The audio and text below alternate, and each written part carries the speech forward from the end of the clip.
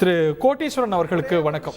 நான் வந்துறேன். நான் மத்தவங்கள்ட்ட பேசுறேன். ஒரே ஒரு விஷயம் சுருக்குமா இல்ல, ஒரே ஒரு விஷயம் சுருக்குமா. நம்மளுடைய தலைமை அர்ச்சகர் ரமண தீட்சிதர் எல்லா சேனல்லையும் திருப்பதி பிரசாதத்துல பிரச்சனை இருக்குன்னு கடந்த 5 வருஷமா கத்தின்னு இருக்கிறார்.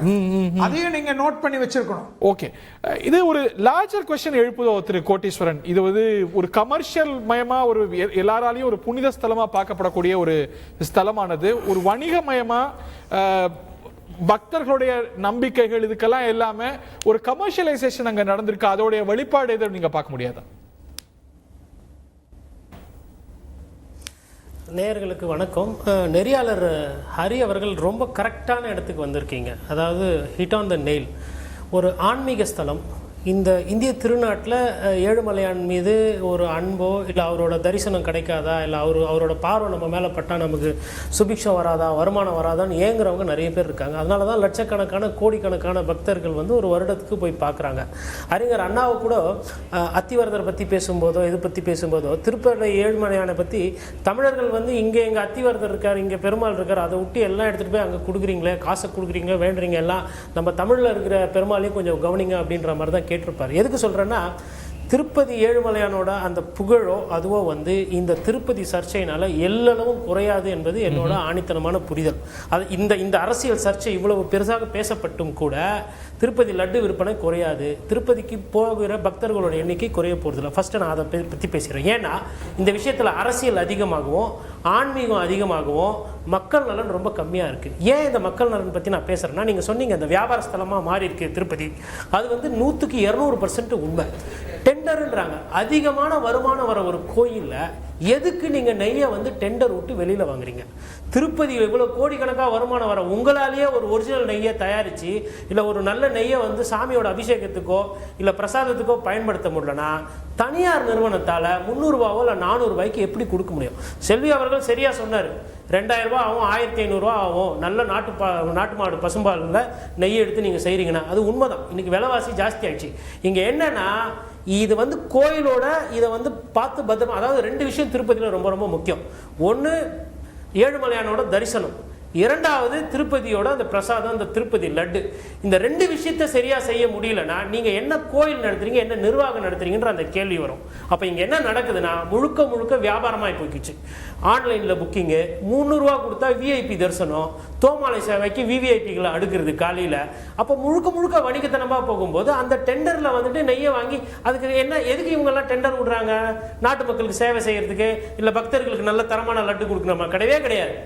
அந்த காலத்தில் லட்டு வந்து எப்படி செஞ்சாங்க? அவங்க கீழ் திருப்பதியிலேருந்து நெய்யை வாங்கி அங்கே காசி மேலே எடுத்துகிட்டு போயிட்டு அங்கே லட்டை சாமியை கும்பிட்டுட்டு காலில் கையில் பெசிஞ்சு மெரிச்சு அதில் வந்து கல்கண்டு, அதுக்கப்புறம் ரசக்கற்பூரம், அதுக்கப்புறம் வந்து ஏலக்காயெல்லாம் போட்டு ஆர்கானிக் லட்டு. அது வந்து 3 மாதம் 4 மாதம் ஆனாலும் கெட்டு போவார். அந்த மாதிரி ஒரு தரத்தன்மையோடு அப்படி வந்ததை நீங்கள் என்ன பண்ணீங்க? மிஷினை வச்சு டெண்டரை விட்டு லட்டு சைஸை சின்னதாக்கி, ஒரு காலத்தில் பாதாம் பருப்புலாம் போட்டுக்கிட்டு இருந்தாங்க, அதெல்லாம் தூக்கி கல்கண்டெல்லாம் சின்னதாக்கி துட்டு பார்க்கணும்னு ஆசைப்பட்டீங்களா, 50 ரூபாய்க்கு விற்றீங்கல்ல. அப்போ இந்த பிரச்சனைலாம் வரும்.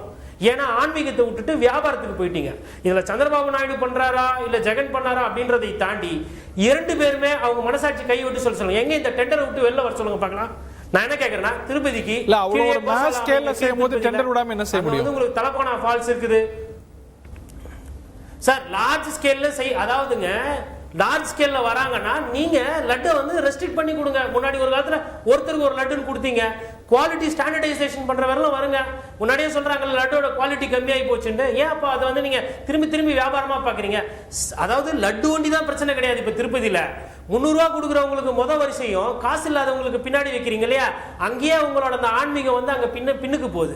என்ன சாமியை வந்து பணக்காரங்களுக்கு முதல்ல காட்டுறது, பின்னாடி வரவங்களுக்கு பின்னாடி காட்டுறது, அது மாதிரி தானே பண்ணிட்டு இருக்கிறீங்க நீங்க. ஏதோ லட்டு தான் பெரிய சர்ச்சையாயிட்டா மாதிரி பாக்கி எல்லா விஷயமும் கரெக்டா இருக்க மாதிரி இல்லை. இன்னைக்கு முழுக்க திருப்பதி என்பது என்ன ஆகி போச்சுன்னா, பணம் அதிகமாக இருக்கிறவங்களுக்கு ஆன்லைனில் புக் பண்ணிக்கலாம், பணம் இல்லாதவங்களுக்கு அங்கே போய் நடந்து கிடந்து கஷ்டம் இருக்கு.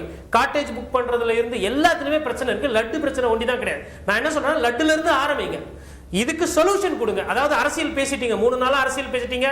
பிரதமருக்கு 2 பேரும் மாறி சந்திரபாபு நாயுடு கோரிக்கை வைக்கிறாரு, ஜெகன் அவர்களும் கடிதம் எழுதுறாரு, 2 கட்சிகளும் பேசுறாங்க.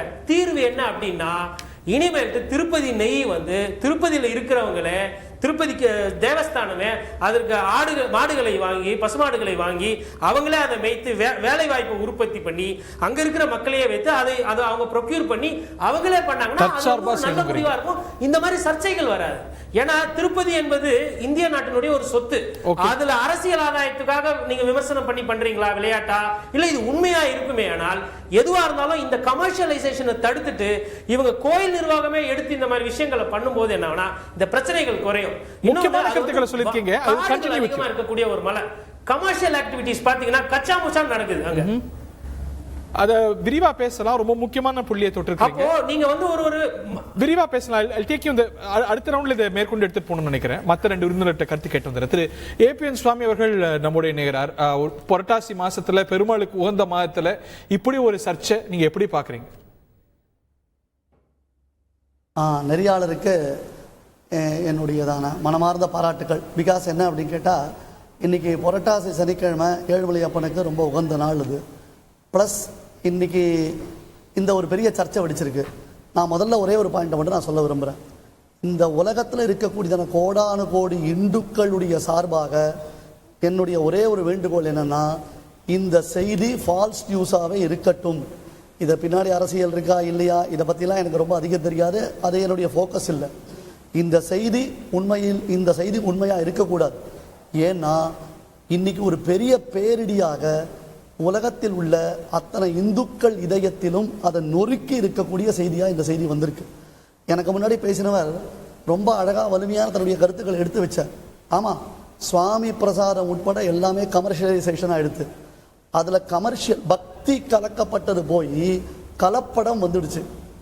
இந்த கலப்படம் பக்தியிலையும் வந்துடுத்து, சுவாமிக்கு நைவேத்தியம் பண்ணக்கூடியதான உணவுப் பொருட்களையும் வந்துடுத்து. ஏன் டிடிடினால் முடியாதா? ஒரு 10,000 மாடு வச்சு ஒரு கோசாலையை பராமரித்து அந்த கோசாலையில் சுத்தமான பசுக்களுக்கு சுத்தமான ஆகாரங்களை கொடுத்து. ஏன்னா இப்போ டிடிடியில் நீங்கள் போனீங்கன்னா, திருமலைக்கு போனீங்கன்னா அங்கே சில ஊதுவத்திகள் விற்கிறாங்க, சில வாசன திரவியங்கள் விற்கிறாங்க. அந்த வாசன திரவியங்கள் எங்கேன்னு வருதுன்னா அவங்க சொல்கிறாங்க ஆர்கானிக். இது சுவாமிக்கு புஷ்பாலங்காரத்துக்கோசரம் பூக்கள்லாம் வருது, மற்றுமுள்ள கோவிலெல்லாம் பூக்கள்லாம் வருது. அந்த பூக்களை எடுத்து அதில் அதெல்லாம் வேஸ்ட் பண்ணாமல் நாங்கள் இந்த மாதிரி வந்து தீபங்கள்லாம் பண்ணி விற்கிறோன்னு சொல்கிறாங்க. ஸோ அதில் மக்களுக்கு ஒரு ஓகே இது திருப்பதியிலேருந்து வருது, ஒரு தெய்வீகம் அப்படின்னு அதை வந்து யூஸ் பண்ணுறோம் நம்ம. அதே மாதிரி தான் சுவாமிக்கு அந்த காலத்தில் ஸ்ரீபண்டாரம்னு உண்டு. இன்றைக்கும் ஸ்ரீரங்க க்ஷேத்திரத்தில் போனீங்கன்னு சொன்னால் அந்த ரங்கநாத பெருமாள் கோவிலில் எண்ணெய் கிணறு நெய் கிணறுன்னு 2 பெரிய தொட்டி இருக்கும். அந்த நெய் முழுக்க சுத்தமான நெய்யாக சுவாமி மடப்பள்ளிக்கோசரம் அந்த நெய் அதில் ஃபுல்லாக நிரப்பி வச்சுருப்பாங்க. எண்ணெய் கிணறுல முழுக்க எண்ணெய் நிரப்பி வச்சுருப்பாங்க. இன்றைக்கி நம்ம என்ன பண்ணுறோம், சன்ஃப்ளவர் வாங்குகிறோம், சஃபோலா வாங்குகிறோம், நமக்கு கைக்கு கிடைச்ச எண்ணெயை வச்சுட்டு சுவாமிக்கு பண்டங்கள்லாம் பண்ணிட்டு இருக்கோம். ஜனங்களுக்கு டேஸ்ட் பிடிச்சா போகிறோம். அதனுடைய பின்னணியில் எப்படி இருக்குது, அதை எப்படி சுத்தமாக பண்ணுறாங்களா, அதுக்குன்னு உண்டாக்கப்பட்டவர்கள் அதுக்குன்னு பரம்பரையாக இருக்கிறவர்கள் எப்படி அதை தயார் பண்ணுறாங்கிறத பற்றி ஜனங்க கவலைப்படுறதில்லை. செய்திகளை உடனுக்குடன் தெரிந்து கொள்ள உடனே சப்ஸ்கிரைப் பண்ணுங்க.